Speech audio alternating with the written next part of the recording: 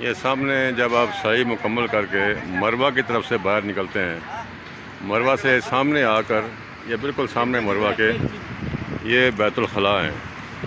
یہ جو بیت الخلاء ہیں مروہ کے بالکل سامنے، یہ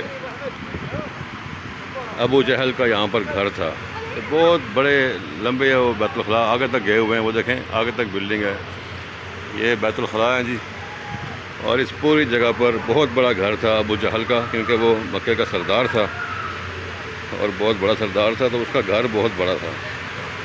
تو اب یہاں پر سعودی حکومت نے عین اس جگہ پر جہاں پر ابو جہل کا گھر تھا وہاں پر یہ بیت الخلاء بنا دیے، اور یہ قیامت تک کے لیے ابو جہل ایک نشان عبرت بن گیا جی، کہ اس کا گھر جو ہے وہ